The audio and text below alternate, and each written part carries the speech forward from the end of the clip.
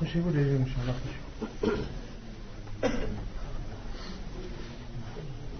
إن الحمد لله نحمده ونستعينه ونستغفره ونعوذ بالله من شرور أنفسنا وسيئات أعمالنا من يهده الله فلا مضل له ومن يضلل فلا هادي له وأشهد أن لا إله إلا الله وحده لا شريك له وأشهد أن محمدا عبده ورسوله يا أيها الذين آمنوا اتقوا الله حق تقاته ولا تموتن إلا وأنتم مسلمون يا أيها الناس اتقوا ربكم الذي خلقكم من نفس واحدة وخلق منها زوجها وبث منهما رجالا كثيرا ونساء واتقوا الله الذي تساءلون به والأرحام إن الله كان عليكم رقيبا يا أيها الذين آمنوا اتقوا الله وقولوا قولا سديدا يصلح لكم أعمالكم ويغفر لكم ذنوبكم ومن يطع الله ورسوله فقد فاز فوزا عظيما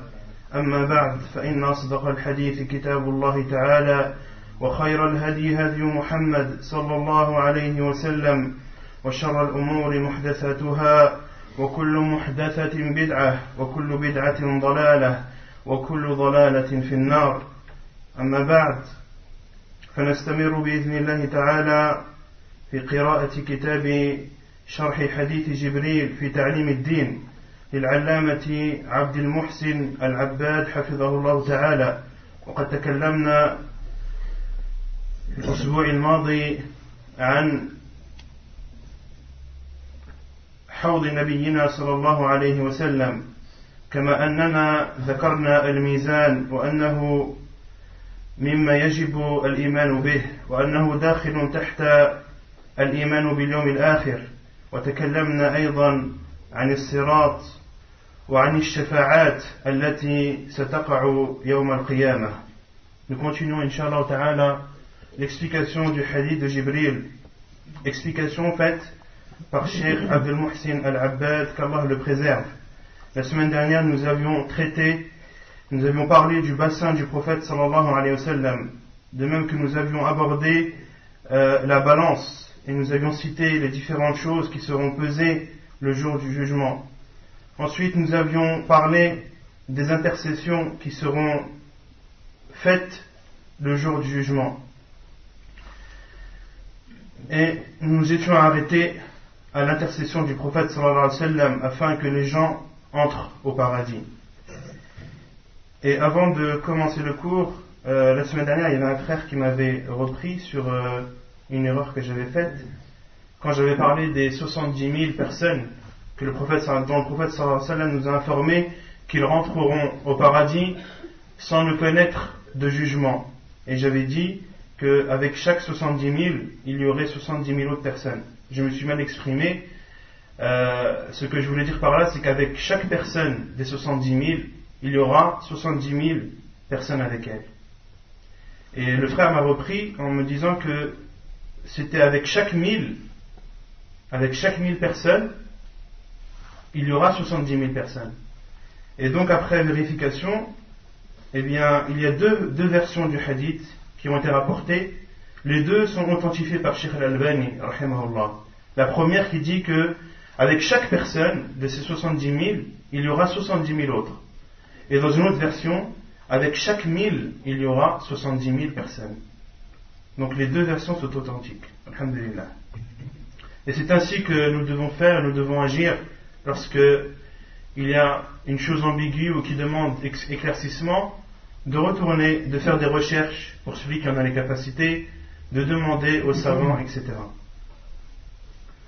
يقول المؤلف حفظه الله تعالى ومنها شفاعته صلى الله عليه وسلم في دخول الجنة ويدل له قوله صلى الله عليه وسلم أنا أول الناس يشفع في الجنة وأنا أكثر الأنبياء تبعا رواه مسلم وفي لفظ له أنا أكثر الأنبياء تبعا يوم القيامة وأنا أول من يقرع باب الجنة وقوله صلى الله عليه وسلم آتي باب الجنة يوم القيامة فأستفتح فيقول الخازن من أنت فأقول محمد فيقول بك أمرت لا أفتح لأحد قبلك Rawahu Muslim. Donc parmi les intercessions qui auront lieu le jour du jugement, il y aura l'intercession du prophète sallallahu alayhi wa sallam auprès d'Allah afin que nous entrons au paradis.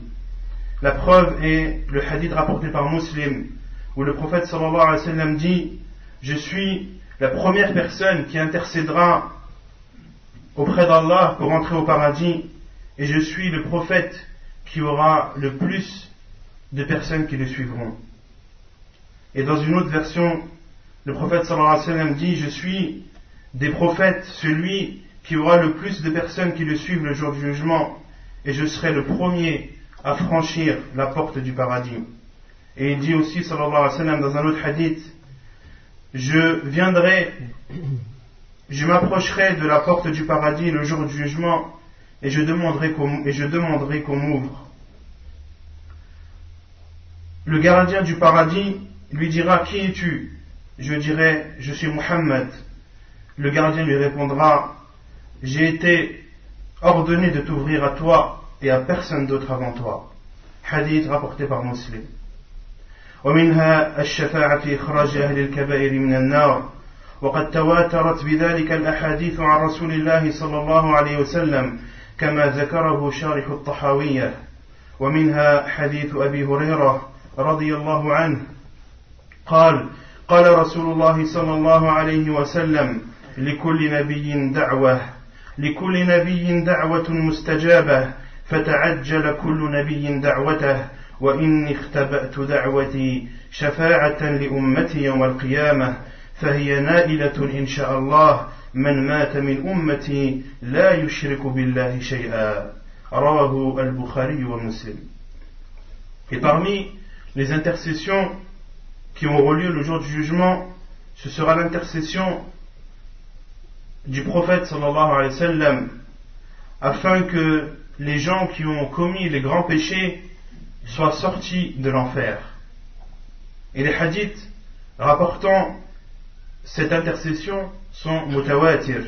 Comme je vous l'ai dit la semaine dernière, al-hadith al-mutawatir, c'est le hadith qui a le plus haut degré d'authenticité.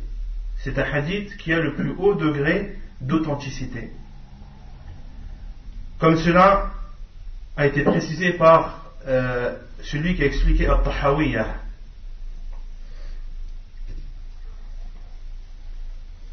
Et il cite le hadith de Abu Hurairah radiyallahu anhu, où le prophète sallallahu alayhi wa sallam dit: à chaque prophète est accordée une invocation qui lui sera exaucée. Et chaque prophète s'est empressé de dire cette invocation. Quant à moi, j'ai gardé, donc le prophète sallallahu alayhi wa sallam qui parle, quant à moi, j'ai gardé cette invocation afin qu'Allah subhanahu wa ta'ala intercède pour ma communauté le jour du jugement, et elle sera profitable. Donc cette intercession que le prophète sallallahu alayhi wa sallam fera à sa communauté ou en faveur de sa communauté profitera à ceux de sa communauté qui n'ont jamais associé quelqu'un à Allah subhanahu wa ta'ala. Et les savants en ont déduit entre autres de ce hadith que parmi les conditions pour que l'intercession profite à une personne, c'est qu'elle fasse partie des gens du tawhid, des gens qui adorent Allah subhanahu wa ta'ala sans ne rien lui associer. Et on avait expliqué durant les cours précédents que adorer Allah, ce n'est pas seulement prier, jeûner, faire le pèlerinage, etc. L'adoration, c'est quelque chose de plus vaste. Et je vous avais aussi cité la définition de Cheikh al-Islam Ibn Taymiyyah rahimahullah, qui a défini l'adoration comme étant tout acte qu'Allah subhanahu wa ta'ala aime, que ce soit un acte ou une parole externe ou interne, qui se voit ou qui ne se voit pas. Tout ce qui est, toute parole, tout acte qu'Allah subhanahu wa ta'ala a agréé, que ce soit un acte ou une parole que l'on voit, que l'on entend, ou que l'on ne voit pas, ou que l'on n'entend pas, c'est une adoration. Et je vous avais cité également les exemples de chacune de ces adorations. Donc une condition pour que la personne profite de l'intercession, c'est qu'elle fasse partie des gens du tawhid. وهذه الشفاعة تحصل من الملائكة والنبيين والمؤمنين لقوله صلى الله عليه وسلم في حديث أبي سعيد في صحيح مسلم فيقول الله عز وجل شفعت الملائكة وشفع النبيون وشفع المؤمنون ولم يبق إلا أرحم الراحمين. Et cette intercession, elle n'est pas propre au prophète sallallahu alayhi wa sallam uniquement, contrairement à la grande intercession dont on avait parlé, Ash-Shafa'atul Udma, qui elle ne pourra être faite que par notre prophète sallallahu alayhi wa sallam, qui est l'intercession auprès d'Allah afin qu'il commence le jugement. Quant à l'intercession que je vous ai citée, celle de demander à ce que les gens qui ont commis de grands péchés soient sortis de l'enfer, les musulmans qui ont commis des grands péchés afin qu'ils soient sortis de l'enfer, cette intercession sera faite par les anges, par les envoyés et également par les croyants.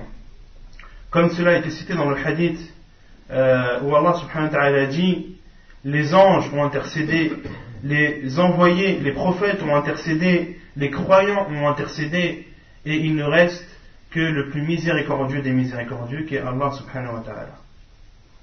ومن الإيمان باليوم الآخر الإيمان بالجنة والنار وأنهما موجودتان الآن وأنهما باقيتان إلى غير نهاية فقد أعد الله الجنة لأوليائه وأعد النار لأعدائه. Et parmi la croyance au jour du jugement, la croyance au jour du jugement signifie aussi de croire à l'enfer et au paradis, d'avoir la foi et la certitude qu'ils existent actuellement et que l'enfer et le paradis resteront éternellement. Allah subhanahu wa ta'ala a préparé le paradis pour ceux qui l'ont suivi, qui ont suivi ses ordres et qui ont délaissé ses interdits, et il a préparé l'enfer à ses ennemis, à ceux qui n'ont pas cru en lui et à ceux qui se sont détournés de ses recommandations. فمن الآيات التي فيها إعداد الجنة لأوليائه قوله تعالى والسابقون الأولون من المهاجرين والأنصار والذين اتبعوهم بإحسان رضي الله عنهم ورضوا عنه وأعد لهم جنات تجري تحتها الأنهار خالدين فيها أبدا ذلك الفوز العظيم. وقوله وسارعوا إلى مغفرة من ربكم وجنة عرضها السماوات والأرض أعدت للمتقين. وقوله سابقوا إلى مغفرة من ربكم وجنة عرضها السماوات عرضها كعرض السماء والأرض أعدت للذين آمنوا بالله ورسله. Et parmi les versets qui prouvent qu'Allah subhanahu wa ta'ala a réservé le paradis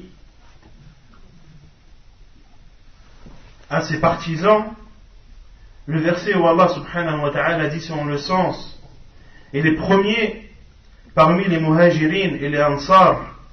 Al-muhajirun, ce sont ceux, les musulmans, qui ont émigré de la Mecque vers Médine. Et Al-Ansar, ce sont les habitants de Médine. Donc Allah dit dans ce verset, et les premiers parmi les muhajirin et les ansar, ainsi que ceux qui les ont suivis de la meilleure des façons, Allah subhanahu wa ta'ala est agréé d'eux, et eux sont agréés d'Allah, ou Allah est satisfait d'eux, et eux sont satisfaits d'Allah, et il leur a réservé un paradis sous lequel coulent des sources, et ils y resteront éternellement. Ainsi, ou c'est ainsi, ذلك الفوز العظيم, c'est la grande réussite. C'est ainsi l'immense réussite. Et il dit aussi subhanahu wa ta'ala, et empressez-vous vers le pardon, vers un pardon de votre Seigneur, et vers un paradis qui est large comme les cieux et la terre, préparé ou réservé aux pieux. Et il dit aussi subhanahu wa ta'ala, empressez-vous vers un repentir de votre Seigneur et un paradis qui est large, qui est aussi large que la largeur des cieux et de la terre, qui a été réservé ou préparé à ceux qui ont cru en Allah et en ses messagers.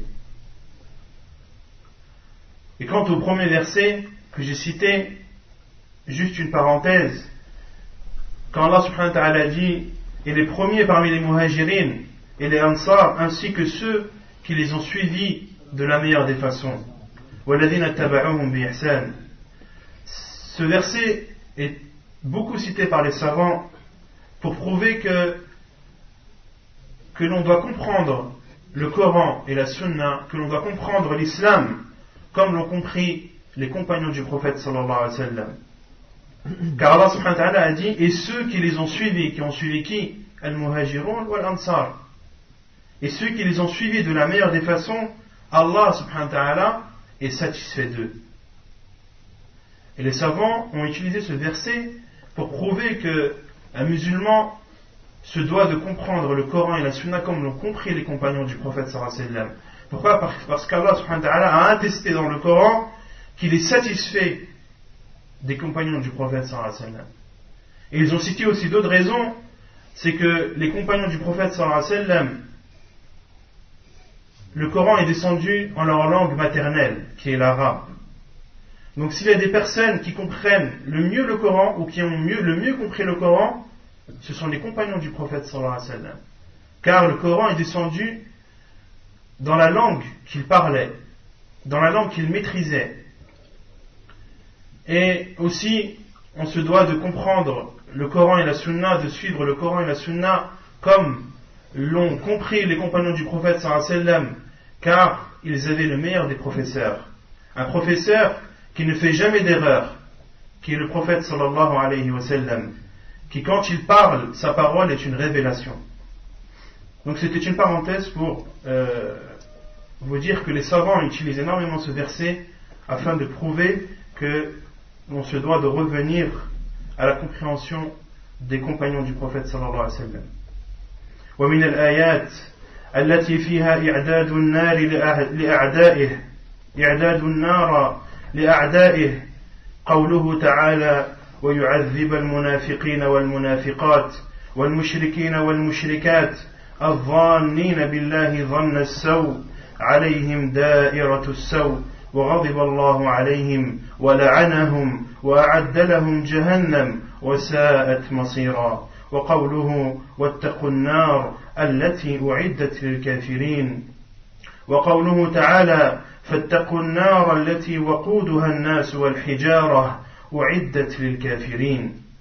Et parmi les versets qui prouvent que l'enfer a été réservé aux ennemis d'Allah et la parole d'Allah subhanahu wa ta'ala dans le verset sont le sens, et Allah châtiera les hypocrites au masculin et au féminin, les associateurs et les associatrices, et les associateurs et les associatrices qui ont pensé du mal d'Allah subhanahu wa ta'ala, qu'un mauvais sort tombe sur eux.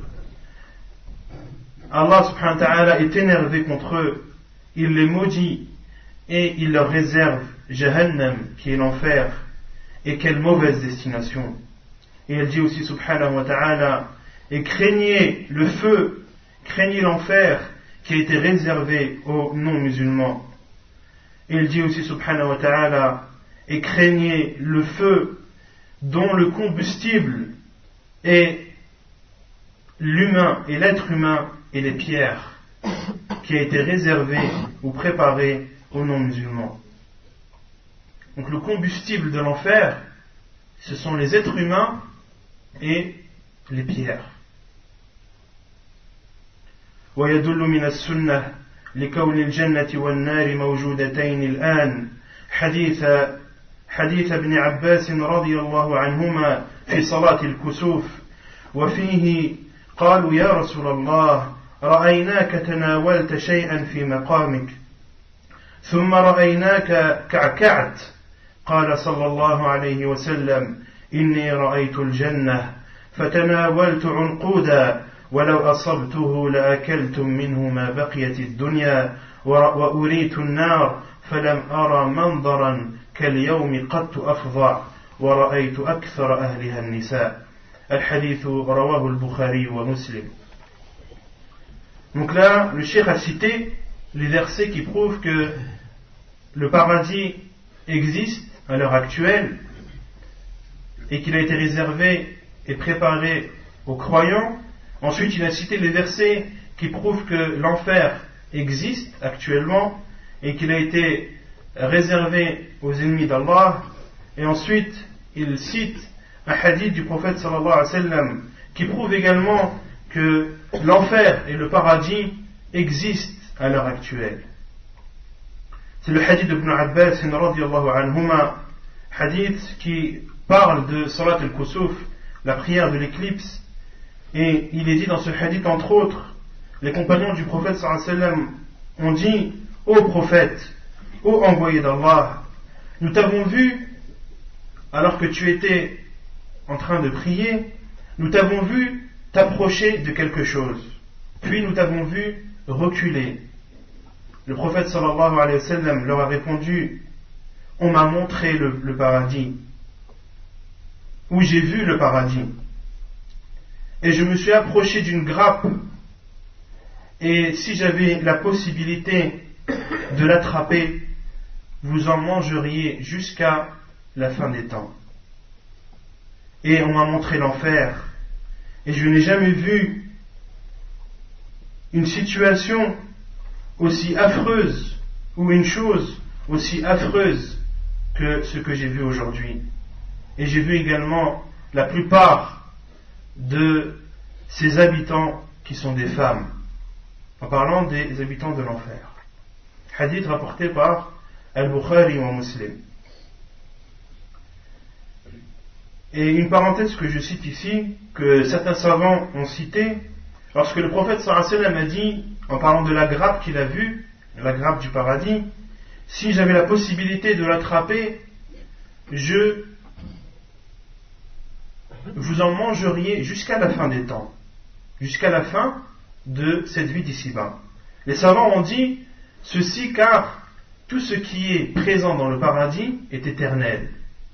Donc tous les fruits et toute chose qui est présente au paradis est éternelle. Elle ne s'use pas, elle ne pourrit pas. C'est pour ça que le prophète sallallahu alayhi wa sallam a dit: si je l'avais attrapé, vous en mangeriez de cette grappe jusqu'à la fin de cette vie d'ici-bas. Donc dans ce hadith-là, le prophète sallallahu alayhi wa sallam a bien vu l'enfer et a bien vu le paradis, ce qui prouve qu'ils existent bel et bien. وأما ما جاء عن بعض المبتدعة كالمعتزلة من أنهما لا تخلقان إلا يوم القيامة لأن خلقهما قبل ذلك عبث حيث إنهما تبقيان مدة طويلة دون أن ينتفع بالجنة أحد ودون أن يتضرر بالنار أحد فذلك قول باطل ويدل لبطلانه وجوه. Ensuite, le Cheikh Abdul Muhsin al-Abbad, qu'Allah le préserve, répond à une secte égarée qui est appelée Al-Mu'tazila. Une secte qui est appelée Al-Mu'tazila. Al-Mu'tazila ont énormément d'égarements. Entre autres, ils nient toutes les caractéristiques ou tous les caractères d'Allah subhanahu wa ta'ala. Pour eux, Allah n'a pas de caractère.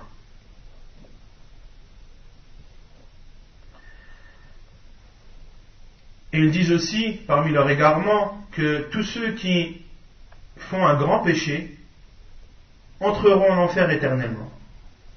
Parmi leurs égarements. Ils disent, et là le cheikh Abdul Muhsin, qu'Allah le préserve, cite un de leurs égarements aussi, ils disent que l'enfer et le paradis ne seront créés que le jour du jugement. Car le fait de les créer avant le jour du jugement est inutile pour eux. Ils disent car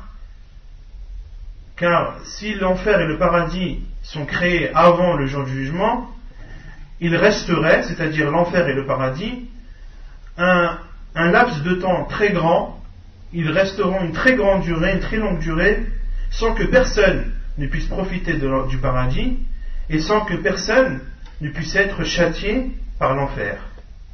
Donc ça c'est l'égarement de Al-Mu'tazila. Ils disent le paradis et l'enfer ne seront créés qu'après le jour du jugement, car avant le jour du jugement il n'y a aucune utilité, il n'y a aucun bénéfice à ce que l'enfer et le paradis existent. Ensuite, le Cheikh Abdul Muhsin Al-Abbad dit, et ceci, cette parole ou cette façon de penser, ou cet avis d'Al-Mu'tazila est une parole nulle, est une parole fausse. Et il y a beaucoup de choses qui prouvent que cette parole est une erreur. Ensuite, le Cheikh va citer les preuves qu'il utilise pour répondre à cette secte qui est appelée Al-Mu'tazila.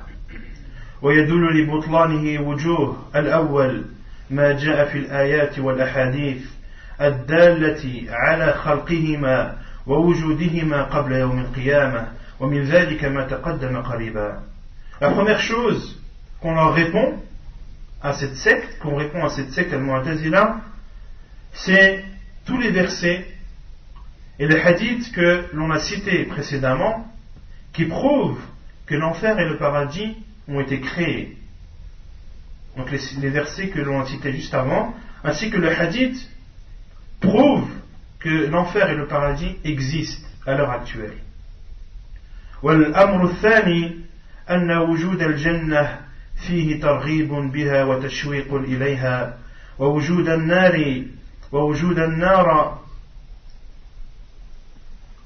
النار فيه تحذير منها وتخويف. Et la deuxième chose, le deuxième point par lequel on répond à Al-Mu'tazila, c'est que l'existence du paradis nous pousse et nous encourage à faire le bien. Et l'existence de l'enfer, c'est pour nous une mise en garde. Et c'est pour nous une chose dont on a peur. Et cette chose nous aide à nous éloigner des péchés. Donc, le fait que le paradis et l'enfer existent, il y a un bénéfice derrière cela. Il y a des choses qu'on en retient. Et ces choses-là, c'est le fait que on sait que le paradis existe. Le prophète sallallahu alayhi wa sallam nous a décrit certaines choses présentes dans le paradis. Et ces choses-là ne peuvent que nous encourager à faire le bien et nous pousser à faire les causes qui nous permettront d'entrer au paradis. Et de même pour l'enfer. Le prophète sallallahu alayhi wa sallam nous a décrit certains châtiments de l'enfer, et ces châtiments-là nous font peur et nous aident à nous éloigner des péchés d'Allah, des péchés qu'Allah subhanahu wa ta'ala a interdit de commettre. Donc ceci est une réponse à Al-Mu'tazila qui disent que le paradis et l'enfer ne servent à rien. On leur dit non. Le paradis et l'enfer, ils servent à quelque chose. Ils servent à nous encourager et à nous dissuader. والثالث أنه قد جاء في نصوص الكتاب والسنة ما يدل على حصول الانتفاع بنعيم الجنة قبل يوم القيامة وما يدل على التضرر بعذاب النار قبل يوم القيامة وقد مر عند ذكر نعيم القبر وعذابه بعض النصوص الدالة على ذلك. Et la troisième chose, c'est qu'il a été rapporté dans le Coran et dans la Sunna ce qui prouve que les bienfaits du paradis seront profitables avant le jour du jugement. Et qui prouve également que les châtiments de l'enfer seront ressentis avant le jour du jugement.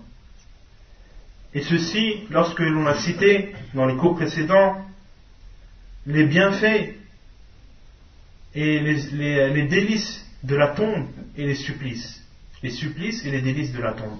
On avait cité entre autres concernant les délices que celui qui aura répondu aux questions des deux anges, Allah subhanahu wa ta'ala élargira sa tombe,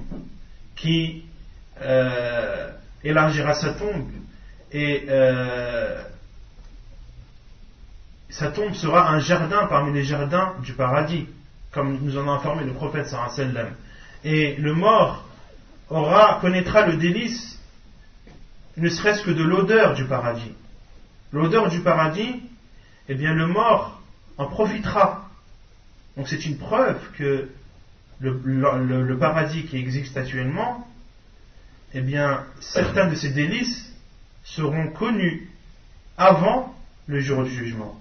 De même pour l'enfer, le prophète sallallahu alayhi wa sallam nous a informé que celui qui ne répondra pas aux questions des deux anges, sa tombe sera un trou parmi les trous de l'enfer, et il sera atteint par la chaleur de l'enfer.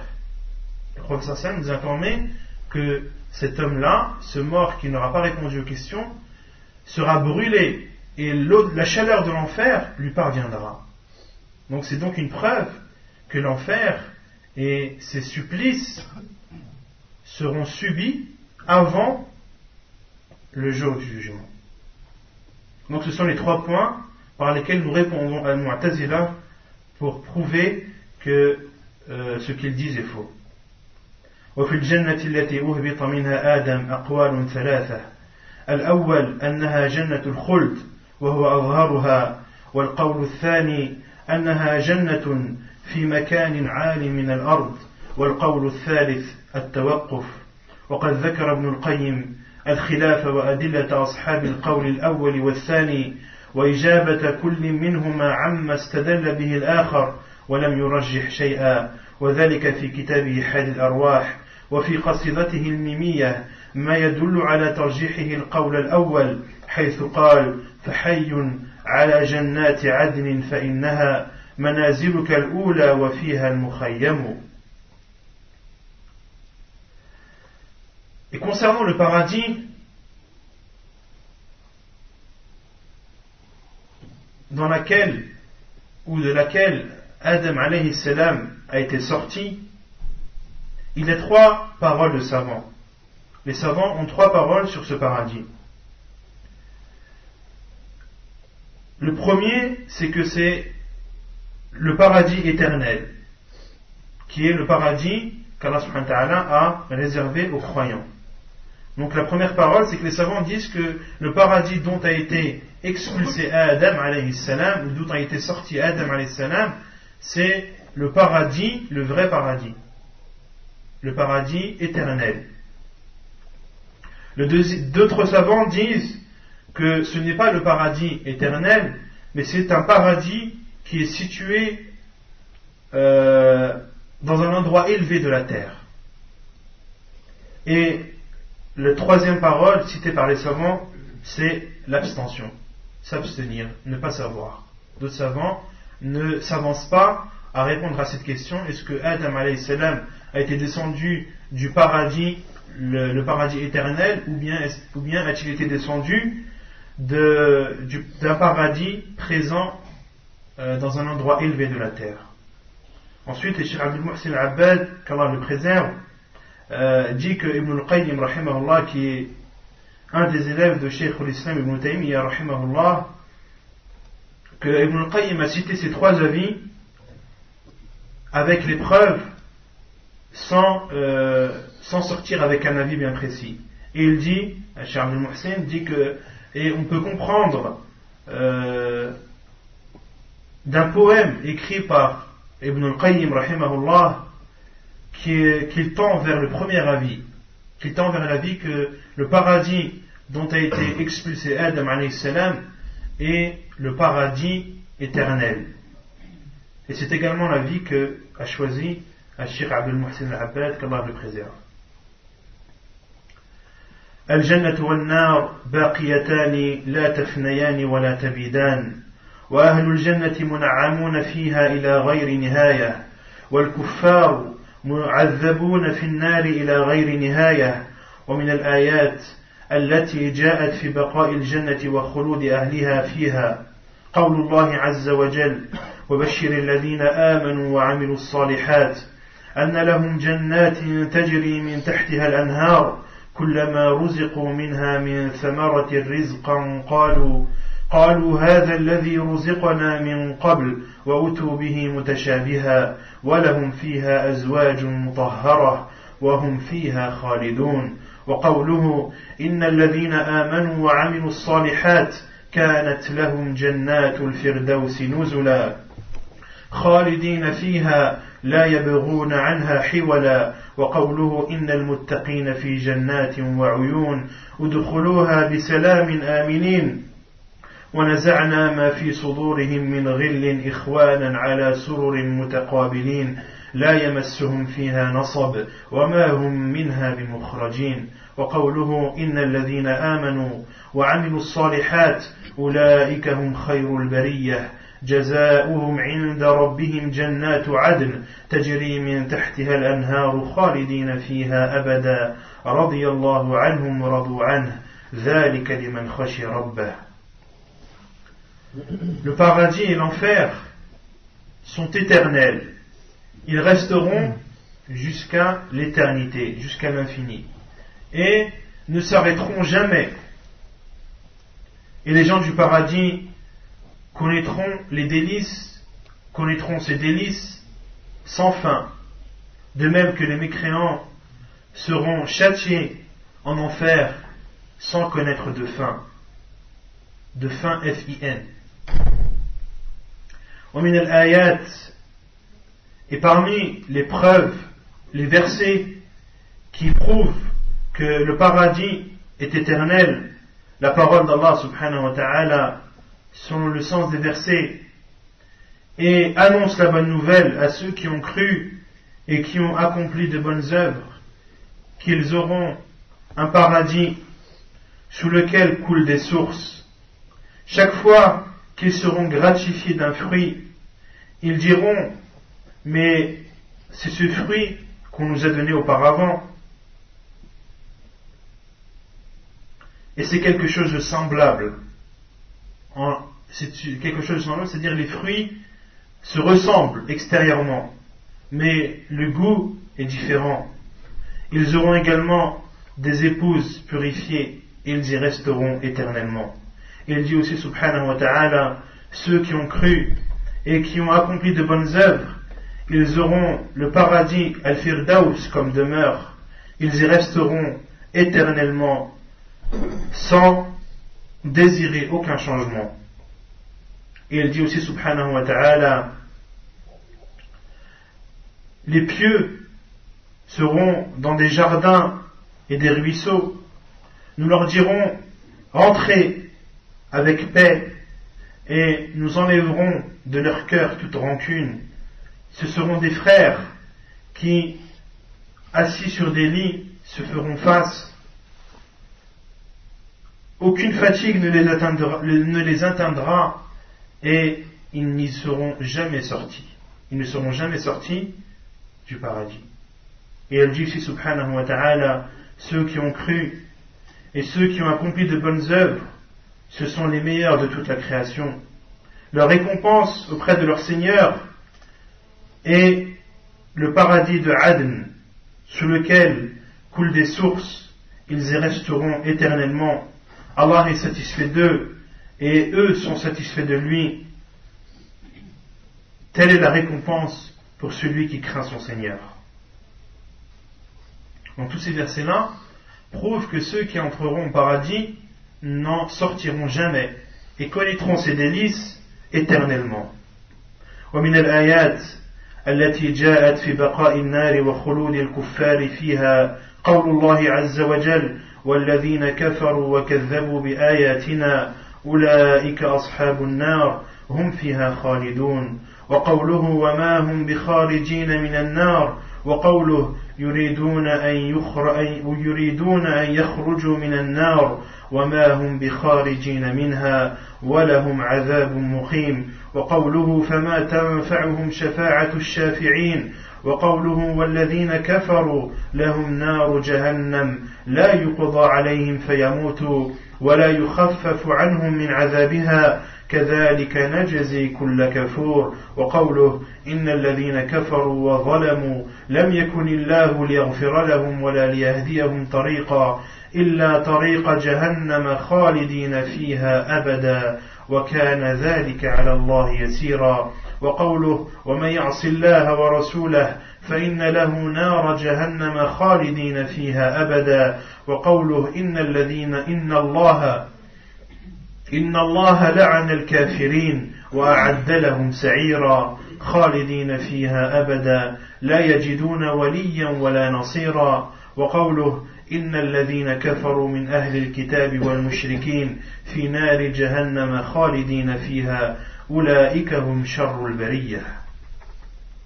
Et parmi les preuves qui ont été citées dans le Coran et qui prouvent que les non-musulmans resteront éternellement en enfer, la parole d'Allah subhanahu wa ta'ala selon le sens, et ceux qui n'ont pas cru et ont démenti ou n'ont pas ont démenti nos signes, ce sont eux les gens de l'enfer et ils y resteront éternellement.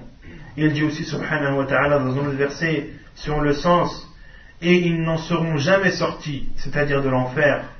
Et il dit aussi subhanahu wa ta'ala, ils voudront sortir de l'enfer, mais ils n'en sortiront pas.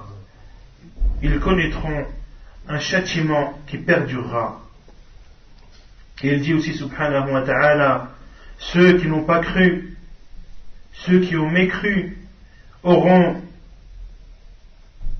ou connaîtront le feu de Jahannam. Ils ne seront pas achevés afin qu'ils meurent, et leur châtiment ne sera pas soulagé. C'est ainsi que nous récompensons tout négateur obstiné. Et il dit aussi subhanahu wa ta'ala, ceux qui ont mécru et qui ont offensé, Allah subhanahu wa ta'ala ne leur pardonnera pas et ne les guidera pas vers un chemin sauf le chemin de Jahannam, le chemin de l'enfer, qu'ils connaîtront sans fin, qu'ils y connaîtront éternellement, et ceci est très facile pour Allah. Et il dit aussi subhanahu wa ta'ala, et ceux qui désobéissent à Allah et à son envoyé, ils auront le feu de Jahannam, ils y resteront éternellement. Et il dit aussi subhanahu wa ta'ala, Allah a maudit ceux qui n'ont pas cru en lui et leur a réservé l'enfer, ils y resteront éternellement et ne trouveront là-bas ni alliés et ni personnes qui viendront les sauver. Et il dit aussi subhanahu wa ta'ala, ceux qui n'ont pas cru parmi les gens du livre et les associateurs seront dans le feu de Jahannam et y resteront éternellement. Ceux-ci sont les plus mauvaises de toutes les créatures. Donc ces versets prouvent que les non-musulmans, ceux qui n'ont pas cru en Allah et en son envoyé, resteront éternellement en enfer. وبقاء الجنة والنار وخلود أهلهما فيهما إلى غير نهاية لا ينافي كون الله عز وجل الآخر الذي ليس بعده شيء لأن بقاء الله عز وجل لازم لذاته وبقاء الجنة والنار وأهلهما فيهما حصل بإبقاء الله لهما وليس لهما إلا الفناء لولا إبقاء الله لهما ويجب الإيمان بكل ما ورد في الكتاب والسنة من صفات الجنة والنار وما يحصل في الجنة من النعيم وما يحصل في النار من العذاب. Et le fait que le paradis et l'enfer restent éternellement sans ne jamais connaître de fin, cela ne vient pas en contradiction avec le fait qu'Allah subhanahu wa ta'ala est le dernier dont personne ne le succédera. Allah subhanahu wa ta'ala n'a pas de début et n'a pas de fin. Et Allah subhanahu wa ta'ala est le dernier après lequel il n'y aura plus personne. Et le fait de dire que le paradis et l'enfer sont éternels, cela ne remet pas en cause le fait qu'Allah subhanahu wa ta'ala n'a pas de début et n'a pas de fin. Car si l'enfer et le paradis sont éternels, c'est parce qu'Allah subhanahu wa ta'ala a voulu qu'ils soient éternels. C'est Allah subhanahu wa ta'ala qui a fait en sorte que le paradis et l'enfer restent éternellement et ne connaissent pas de fin. Et si Allah subhanahu wa ta'ala n'avait pas voulu que le paradis et l'enfer soient éternels, il ne le serait pas. Donc il n'y a aucune contradiction entre le fait que le paradis et l'enfer soient éternels et ne connaissent pas de fin, et le fait qu'Allah subhanahu wa ta'ala également n'a pas de fin.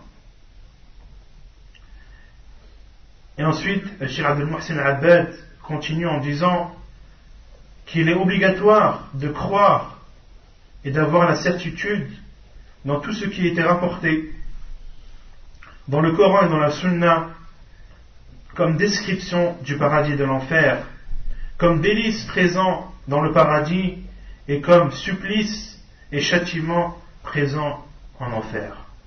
Nous devons de croire en tout ce qui a été rapporté dans le Coran et dans la Sunna qui décrivent le paradis et l'enfer. ومن الإيمان باليوم الآخر الإيمان برؤية المؤمنين ربهم في الدار الآخرة وهي أكبر نعيم يحصل لهم في دار النعيم وقد دل على ذلك الكتاب والسنة والإجماع فمن أذلة الكتاب قول الله عز وجل وجوه يومئذ ناظرة إلى ربها ناظرة وقوله كلا إنهم عن ربهم يومئذ لمحجوبون. قال الشافعي رحمه الله لما حجب هؤلاء في حال السخط دل على أن المؤمنين يرونه أي يرون الله في حال الرضا. Et parmi la croyance au jour du jugement, il y a le fait de croire que les croyants verront Allah subhanahu wa ta'ala le jour du jugement. Et ce sera le plus grand délice, ce sera la plus grande des joies que connaîtront les croyants dans l'au-delà. Et les preuves qui relatent le fait que les croyants verront Allah subhanahu wa ta'ala, elles sont citées dans le Coran, dans la Sunna, et elles font également l'unanimité. Le fait que les croyants verront Allah subhanahu wa ta'ala le jour du jugement, les savants sont unanimes sur ce point. Les savants sont unanimes sur ce point. Il y a donc les preuves dans le Coran, dans la Sunna, et l'unanimité des savants. Tout ceci prouve que les croyants verront Allah subhanahu wa ta'ala. Autrement dit, celui qui ne croit pas à la vision des croyants, qu'ils auront d'Allah subhanahu wa ta'ala le jour du jugement, ceux qui ne croient pas en cette vision sont dans un égarement total. Et les preuves citées dans le Coran et la parole d'Allah subhanahu wa ta'ala selon le sens des visages ce jour-là resplendissants qui regarderont leur Seigneur. Et il dit aussi subhanahu wa ta'ala: en vérité ce jour-là, un voile les empêcheront de voir leur Seigneur. Empêchera qui? Les non-musulmans, les non-croyants. Et l'imam Shafi'i rahimahullah dit: lorsque ces personnes, ceux qui n'ont pas cru, les autres que croyants, ceux-ci, un voile sera interposé. Car Allah subhanahu wa ta'ala n'est pas satisfait d'eux. Et le fait qu'un voile soit interposé ou qu'ils ne voient pas le visage d'Allah subhanahu wa ta'ala, car Allah n'est pas satisfait d'eux, cela prouve qu'Allah montrera son visage à ceux envers qui il est content, ceux envers qui Allah est satisfait. Donc si Allah ne montre pas son visage à ceux qui ont sa colère, qui ont la colère d'Allah, eh bien cela prouve qu'Allah subhanahu wa ta'ala donnera ce bienfait, le bienfait de voir son visage subhanahu wa ta'ala, il l'accordera aux croyants, ceux dont Allah subhanahu wa ta'ala est satisfait. وقوله تبارك وتعالى للذين أحسنوا الحسنى وزيادة الحسنى الجنة والزيادة النظر إلى وجه الله عز وجل فسرها بذلك رسول الله صلى الله عليه وسلم كما في صحيح مسلم عن صهيب رضي الله عنه عن النبي صلى الله عليه وسلم قال إذا دخل أهل الجنة الجنة قال يقول الله تبارك وتعالى تريدون شيئا أزيدكم فيقولون ألم تبيض وجوهنا ألم تدخلنا الجنة وتنجنا من النار قال فيكشف الحجاب فما أعطوا شيئا أحب إليهم من النظر إلى ربهم عز وجل ثم تلا هذه الآية للذين أحسنوا الحسنى وزيادة. Et la preuve également que les croyants verront le visage d'Allah subhanahu wa ta'ala le jour du jugement et la parole d'Allah selon le sens, ceux aux bienfaisants, ils auront al-husna. Comment traduire al-husna?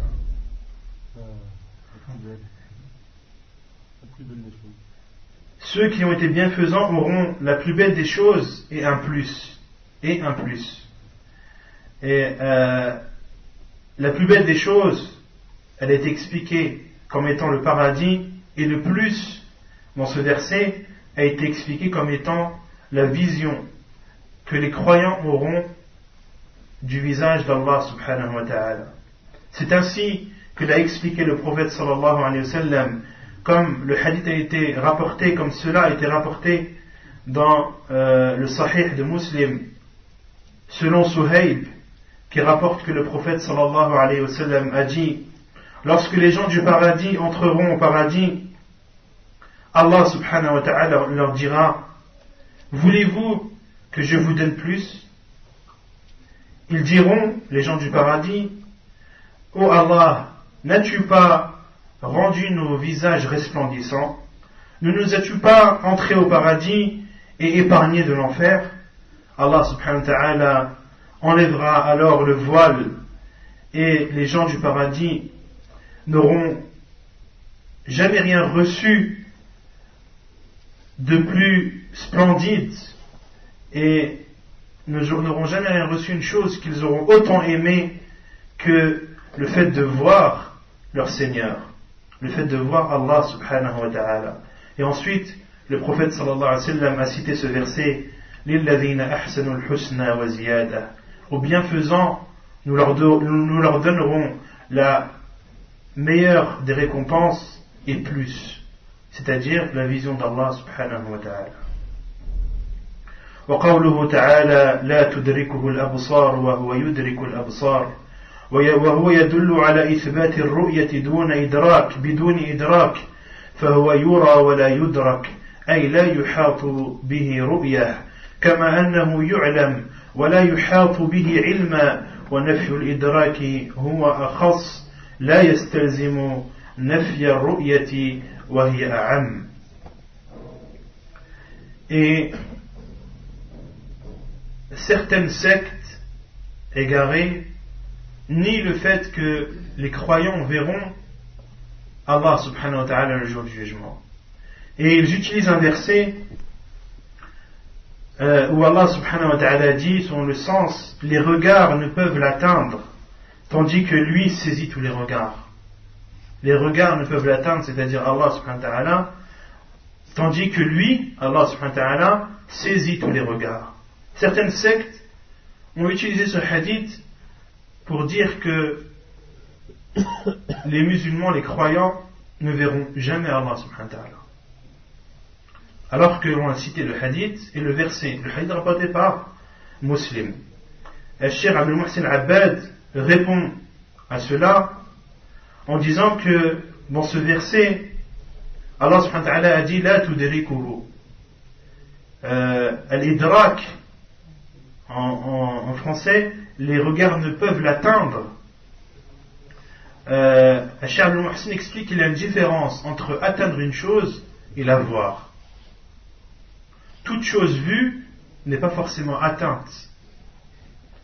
Le fait de voir est une chose, et le fait d'atteindre une chose, c'est encore plus précis.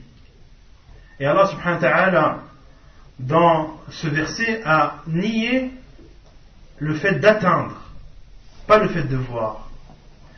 Et je vais vous citer la parole de Al-Baghawi rahimahullah, qu'il a cité et que j'ai trouvé très très bien et qui explique très bien les choses, qu'il a cité dans son tafsir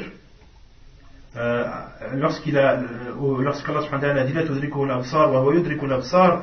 قال البغوي في تفسيره فاعلم أن الإدراك غير الرؤية لأن الإدراك هو الوقوف على كنه الشيء والإحاطة به والرؤية المعاينة وقد تكون الرؤية بلا إدراك قال تعالى في قصة موسى فلما تراءى الجمعان قال أصحاب موسى إنا لمدركون قال كلا وهو يدرك الأبصار أي لا يخفى عليه شيء ولا يفوته.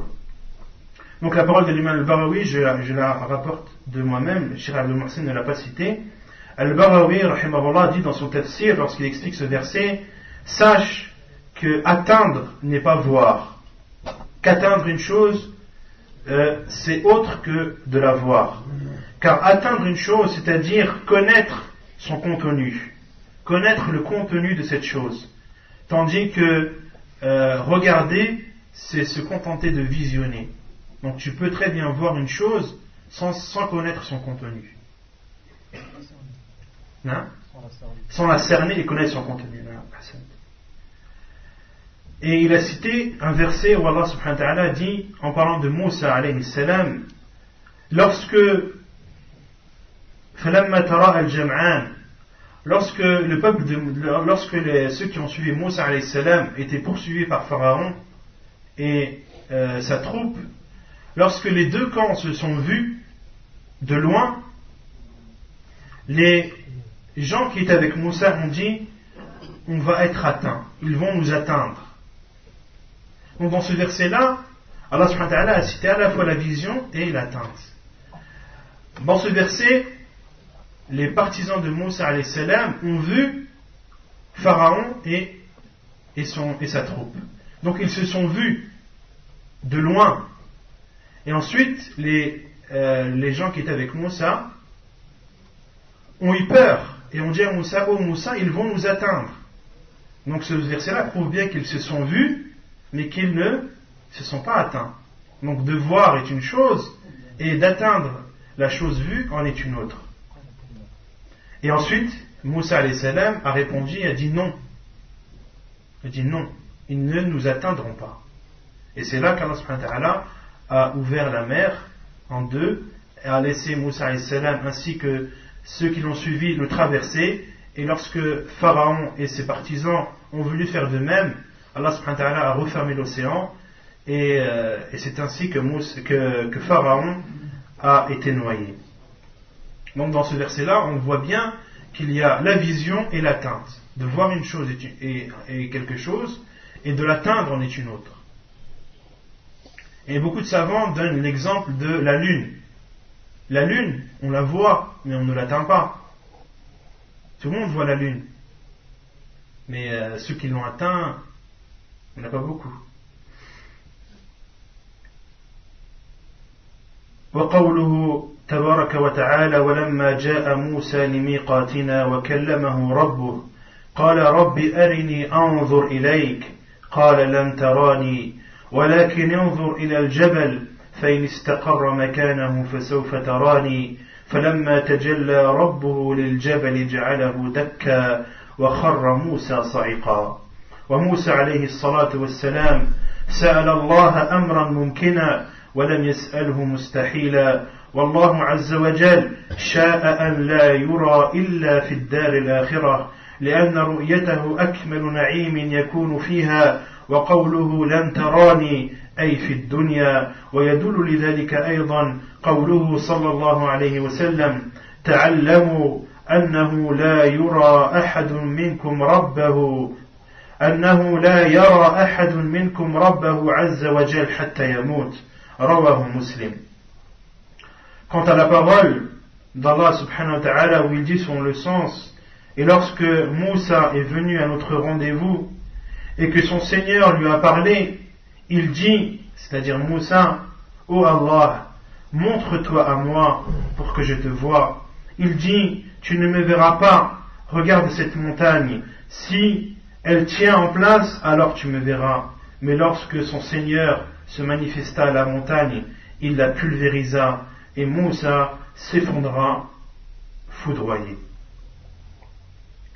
Donc toujours les sectes égarées qui nient le fait que les croyants verront Allah subhanahu wa ta'ala utilisent un autre verset qui est ce verset que je viens de citer.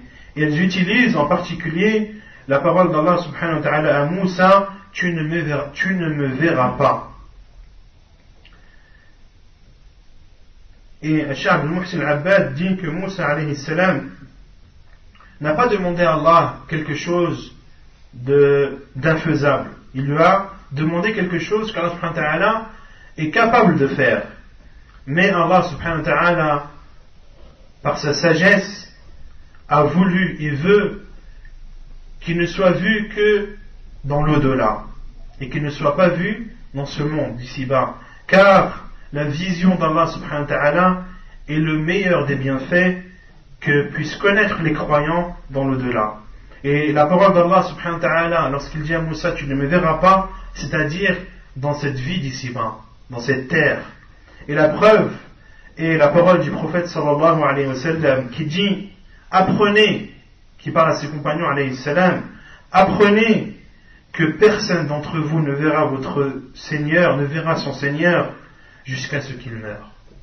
C'est une règle que chacun doit avoir en soi, c'est que personne ne verra Allah subhanahu wa ta'ala dans cette vie d'ici-bas. Personne.